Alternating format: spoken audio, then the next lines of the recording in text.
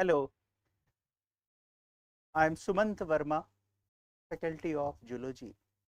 आज हम लोग एक बेहतरीन शानदार कंसेप्ट से भरा टॉपिक स्टडी करने पढ़ेंगे, डिस्कस करेंगे और वो टॉपिक है रेगुलेशन ऑफ किडनी। ये टॉपिक में नीट के बहुत सारे क्वेश्चंस बनते हैं और इसमें ह्यूज नंबर में ट्रिकी क्वेश्चंस बनते हैं। तो आज का हमारा टॉपिक होगा that is regulation of kidney.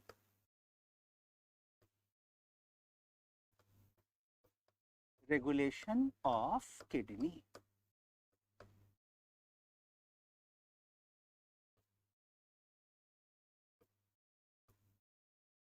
इसका मतलब किडनी का फंक्शन कैसे कंट्रोल होता है, कैसे रेगुलेट होता है, राइट। किडनी का फंक्शन कैसे रेगुलेट होता है, कैसे कंट्रोल होता है, ये जानने के पहले एक झलक ले लिया जाए कि किडनी का फंक्शन होता क्या है। एक बात तो सभी बच्चे जानते हैं, मेरा मतलब है कि समझते होंगे, ये बात बेसिक सी बात है कि किडनी का काम क्या है भाई। तो ब्लड को फिल्टर करना पहली बात। दूसरा फंक्शन किडनी का क्या होता, ब्लड के बॉडी फ्लूइड के पीएच को बना करके रखना। तीसरा फंडामेंटल फंक्शन किडनी का क्या होता कि किडनी से एक हार्मोन रिलीज होता है, जिस हार्मोन को हम लोग कहते हैं एरिथ्रोपोएटिन। ये हार्मोन आरबीसी के फॉर्मेशन को स्टिमुलेट करता है, जिसे हम एरिथ्रोपोइसिस कहते हैं। Are you getting? तो ये किडनी का फंक्शन है। और चौथा फंक्शन होता है ऑस्मो रेगुलेशन। ऑस्मो रेगुलेशन का मतलब होता बॉडी में पानी और आयंस के बैलेंस को बनाकर रखना। अब देखो, अब आ जाओ प्राइम जो टॉपिक हमारा मेन है, रेगुलेशन ऑफ किडनी। किडनी का जो रेगुलेशन होता है ये हार्मोनल फीडबैक मैकेनिज्म के द्वारा कंट्रोल होता है। हार्मोनल फीडबैक मैकेनिज्म के द्वारा कंट्रोल होता है। हार्मोनल फीडबैक मैकेनिज्म इंक्लूड करता है, किसको किसको इंक्लूड करता?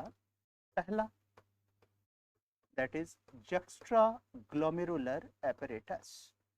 जक्स्ट्रा ग्लोमेरुलर एपरेटस कहाँ होता है? ये किडनी में होता है। इसके बारे में भी कभी वीडियो बनाएंगे। दूसरा जो हार्मोनल फीडबैक मैकेनिज्म में स्ट्रक्चर हेल्प करेगा किडनी के फंक्शन को रेगुलेट करने में, कंट्रोल करने में, दैट इज हार्ट। और तीसरा चलाता है हार्ट, और तीसरा चलाता that is called hypothalamus. Hypothalamus. अब मेरी बात को समझना, जैसा मैंने कहा कि जक्स्ट्रा ग्लोमेरुलर एपरेटस जो होता ये किडनी के अंदर प्रेजेंट होता है, राइट। हार्ट तो जानते ही हो। हाइपोथैलेमस क्या होता है? यहां देखो, आप सभी बच्चों ने ये बात पढ़ी होगी कि ब्रेन का एक पार्ट होता है that is called diencephalon. Brain के पार्ट को डायनसेफेलॉन एक पार्ट है, फोर ब्रेन का एक पार्ट है डायनसेफेलॉन। तो डायनसेफेलॉन का जो फ्लोर होता है, ये floor, this floor is called hypothalamus. और आप सभी बच्चे जानते होंगे कि हाइपोथैलेमस जो होता है इसको master of the master gland कहते हैं। गेटिंग? तो ये तीन स्ट्रक्चर मिलकर के किडनी के फंक्शन को रेगुलेट करते हैं। अब देखो, आप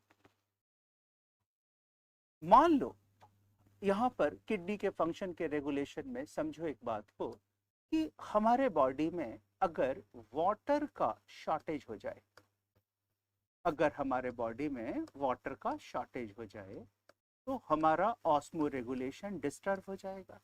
तो वाटर के शॉर्टेज के कंडीशन में हमारा ऑस्मो रेगुलेशन डिस्टर्ब होगा।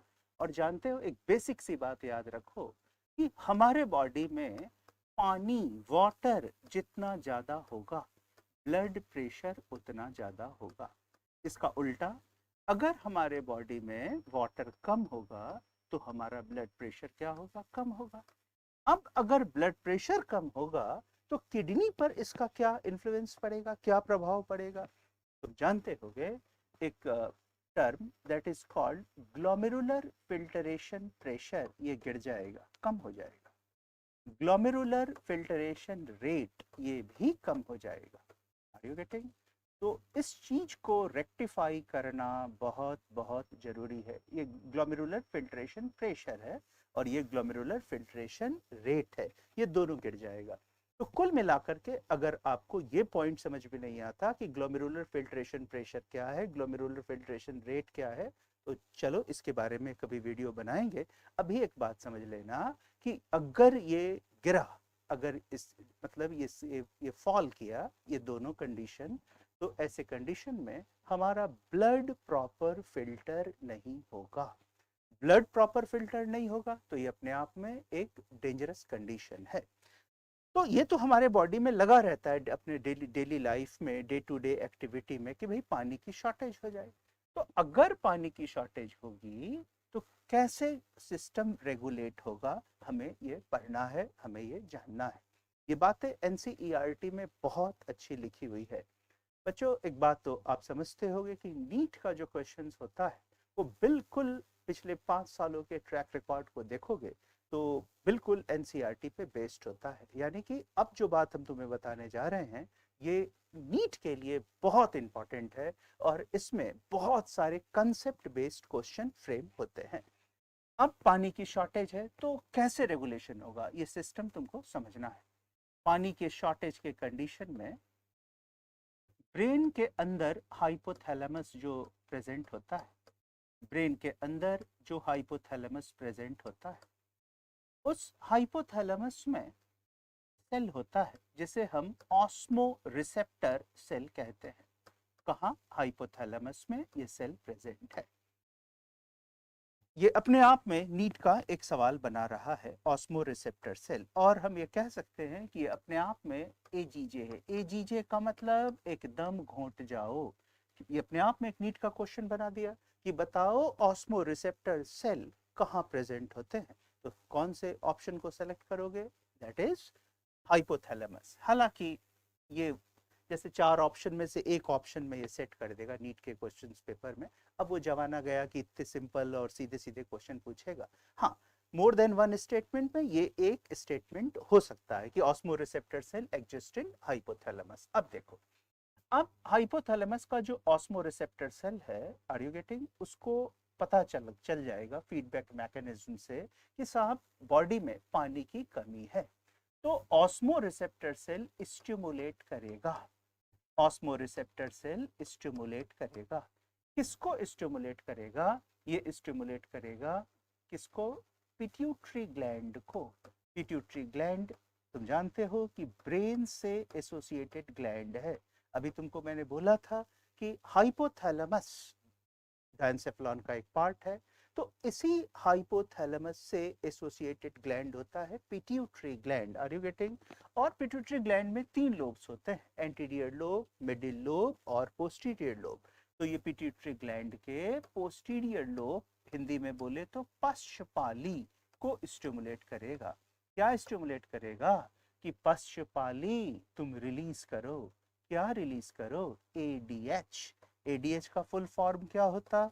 Anti diuretic hormone. ये जो एंटी डायूरेटिक हार्मोन होता है इसी का दूसरा नाम होता है वैसोप्रेसिन। देखो फिर ये नीट का सवाल बना रहा है, ये अपने आप में वंस अगेन ये एजीजे है, डेफिनेटली ये एजीजे है, very very important for NEET. Are you getting? अब देखो ये जो एडीएच है, वैसोप्रेसिन है, ये कहाँ आएगा? ये आकर के अपना रोल प्ले करेगा डीसीटी पर। What is DCT? देखो तुम सभी बच्चों ने इस बात को पढ़ा होगा, आर यू गेटिंग, कि नेफ्रॉन के में होता है रेनल ट्यूब्यूल। रेनल ट्यूब्यूल के कौन कौन से पार्ट होते हैं? पीसीटी, प्रॉक्सिमल कॉन्वोल्यूटेड ट्यूब्यूल, दूसरा एचएल, हेनलेज लूप, और तीसरा होता है डीसीटी यानी डिस्टल कॉन्वोल्यूटेड ट्यूब्यूल। तो एडीएच आकर के डीसीटी पर एक्ट करेगा और डीसीटी के परमिएबिलिटी को बढ़ा देगा। बात समझो, जब डीसीटी के परमिएबिलिटी को बढ़ा देगा तो ऐसे कंडीशन में डीसीटी से वाटर का रीएब्जॉर्प्शन बढ़ जाएगा। तो ऐसे कंडीशन में डीसीटी से वाटर का रीएब्जॉर्प्शन बढ़ जाएगा। जब वाटर का रीएब्जॉर्प्शन बढ़ जाएगा तो देखो जो जो अस्थायी रूप से पानी का शॉर्टेज हुआ वो एक हद तक दूर हुआ। वाटर का रीअब्जॉर्प्शन जितना ज्यादा बढ़ेगा, आर यू गेटिंग, यूरिन उतना ज्यादा कंसंट्रेटेड होगा। यूरिन क्या होगा, कंसंट्रेटेड। यही वजह होता है बच्चों कि अगर कोई इंसान, कोई ह्यूमन लंबे समय तक पानी ना पिए, चाहे किसी भी कंडीशन में, किसी भी वजह से, तो जितना डिले करेगा पानी पीने में, जितने लंबे समय तक उसको पानी नहीं मिलेगा, उतना ज्यादा यूरिन कंसंट्रेटेड और अधिक होता चला जाएगा। और ये कंडीशन लंबे समय तक अगर प्रिवेल करता है, मतलब कंटिन्यू करता है, तो यूरिन बहुत ज्यादा कंसंट्रेटेड होगा और मिक्चुरेशन पेनफुल हो जाएगा। इस कंडीशन को कहते हैं डाइसूरिया। ये पेनफुल मिक्चुरेशन, मिक्चुरेशन का मतलब, अभी मिक्चुरेशन का मतलब पेशाब का को रिलीज करना, यूरिन को रिलीज करना, ये पेनफुल हो जाएगा। तो तुम समझ सकते हो, ये अपने आप में नीट का क्वेश्चन बनाया कि पानी का शॉर्टेज होगा बॉडी में तो एडीएच का सिक्रीशन बढ़ेगा या घटेगा, तो कहोगे कि भाई एडीएच का सिक्रीशन बढ़ेगा। दूसरा क्वेश्चन, एडीएच जाकर किस पर असर करेगा, तो एडीएच किस पर एक्ट करेगा, डीसीटी पर। डीसीटी पर जाकर क्या करेगा, तो उसकी परमिएबिलिटी को बढ़ा देगा। आर यू गेटिंग और नॉट?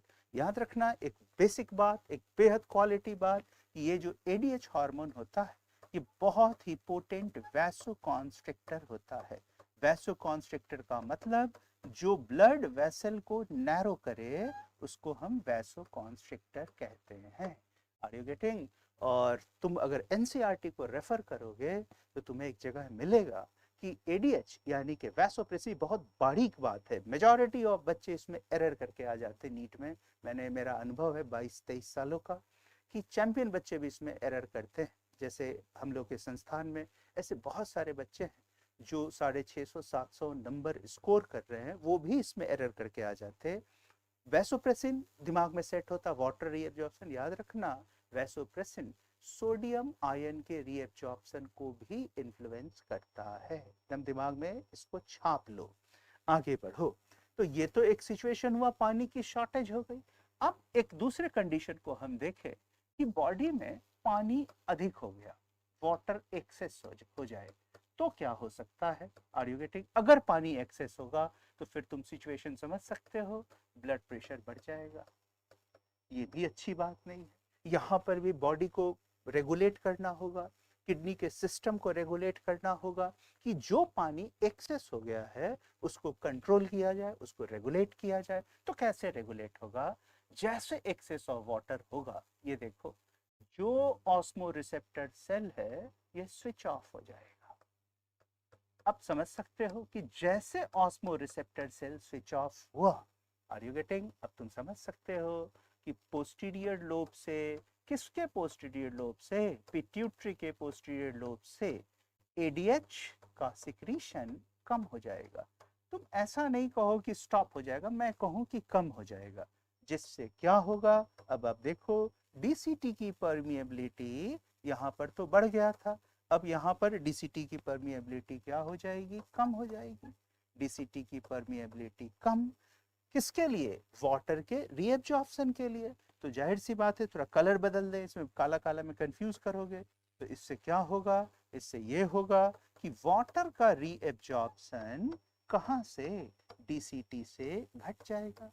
जब वाटर का रीअब्जॉर्प्शन डीसीटी से घटेगा तो यूरिन का आउटपुट बढ़ जाएगा, यानी मूत्र त्याग की दर बढ़ जाएगी और यूरिन क्या हो जाएगा? डाइल्यूट, यानी तनु। Are you getting? तो समझ सकते हो कि यहाँ पर एक्सेस पानी अगर होता है तो उसको हमारा बॉडी कैसे रेगुलेट करता है। आर यू गेटिंग और नॉट? देखो, पुराने जमाने में ये बात कही जाती थी, खूब पानी पियो, खूब पानी, डॉक्टर्स भी कहते थे खूब पानी पियो, खूब पानी। भाई, पानी पीने का भी अपना एक लिमिटेशन है, क्योंकि बॉडी में अगर एक्सेस ऑफ वाटर होता है तो देख सकते हो कितना सारा सिस्टम रन करता है।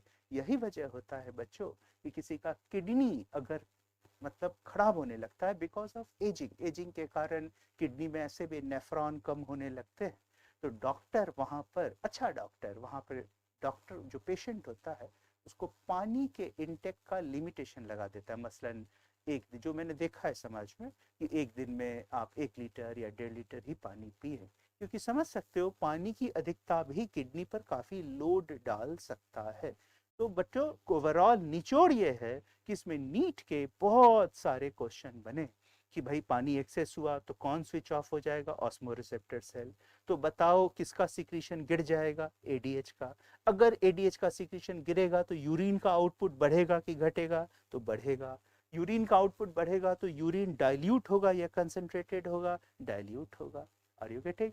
तो ये तो था रेगुलेशन ऑफ किडनी का पार्ट 1, यानी कि वाटर का रेगुलेशन कैसे होता है। अब वीडियो बहुत बड़ा भी नहीं होना चाहिए, आर यू गेटिंग और नॉट, क्योंकि बहुत बड़ा वीडियो होगा तो वो भी ठीक नहीं है।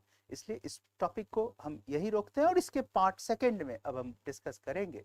वो ज़्यादा कॉम्प्लिकेटेड है, उसमें नीट के ह्यूज नंबर ऑफ क्वेश्चंस बनते हैं कि बॉडी में अगर, याद रखो ऑस्मो रेगुलेशन बोला था ना अभी, कि बॉडी में पानी और आयंस के बैलेंस को ऑस्मो रेगुलेशन कहते हैं, जिसमें किडनी का ट्रिमेंडस रोल है।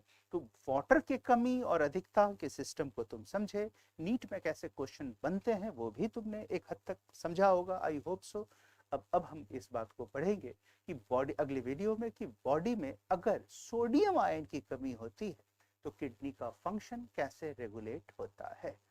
आई होप कि ये वीडियो तुम्हारे लिए, आप सब बच्चों के लिए, देखो बच्चों अब थोड़ा हम लोग का उम्र हो चला, पढ़ाते पढ़ाते लंबा स्पैन भी, इसलिए मुंह से अगर तुम निकल जाता है तो उसको अदरवाइज नहीं लेने का है। गेटिंग? तो चलो, आप लोगों को ये वीडियो अच्छे से समझ में आ गया होगा, आई होप सो। मिलते हैं अगले वीडियो में सोडियम आयन के कंट्रोल से रिलेटेड बातों को लेकर। उसको छोड़े, उसको तो तुम कुछ मिस करोगे, क्योंकि उसमें नीट के बहुत सवाल बनते हैं। पहले वीडियो के लिए धन्यवाद। काटो भाई।